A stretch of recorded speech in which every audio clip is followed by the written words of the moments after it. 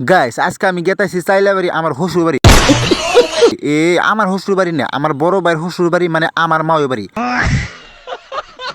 আঙ্গো ভাবি 5-6 দিন ধরে যাই রয়েছে মাওই বাড়ি, সেই জন্য আমি এখন যাইবার নিছি মাওই বাড়ি ভাবিরে নিবার নিগে। আমিও দেরি না করে সুন্দর করে বাইক একটা নিয়ে যাইবার নিছি মাওই বাড়ি। ফজু বাজার যায় দেখি কি এর কালেকশন উঠাবার নিছি, তো কিছু কালেকশন দিয়ে যাবেন নিছি মাওই বাড়ি। তার একটু পরে পায়ে গেলাম কয়ে গেছি যাই ডাইরেক্ট গেলাম পেট্রোল পাম্পে, যেহেতু বাইকে তেল ভরান লাগবো। বাইকে কিছু তেল বইরে দূর মনে করুন যে এই বাজে আইতে আইতে পায়ে গেলাম সরুপাটা রেল লাইন। তো এইটা হইলো সরুপাটা রেল লাইন ছাইরা যাওয়ার পর কতক্ষণ পরে পায়ে গেলাম হাজিরঘাট। মাওই বাড়ি যাবো খালি হাতে গেলে কেমন তখন যা, সেই জন্য নিলাম মাওর নিগা মুয়া।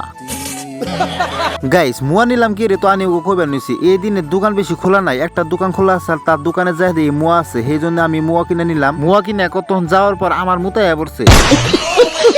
তো আমি দেরি না করে এক নাড়া খেতে মুইতে সুইতে আবারও যাবে নিছি মাওই বাড়ি। আমি কতক্ষণ বাইক গাড়ি চালায় যাওয়ার পর পাইয়া গেলাম মাওই বাড়ি। তো মাওই বাড়ি যাওয়ার পরে লগে লগে ভাবিরে কইলাম ভাবি বাইরন। তো ভাবিরে বাইরে হওয়ার কথা কইয়া আমি আর বিয়ে আয়া পড়লাম একটু ঘুরবার নিগা রাস্তা দিয়ে। কতক্ষণ ঘুরে বাইতে যায় ডাইরেক্ট ভাবিরে নিয়ে হন যাবে নিছি বাইতে। বাইতে আজকের মতো ব্লগটা কিন্তু এই তুরি। Bye bye.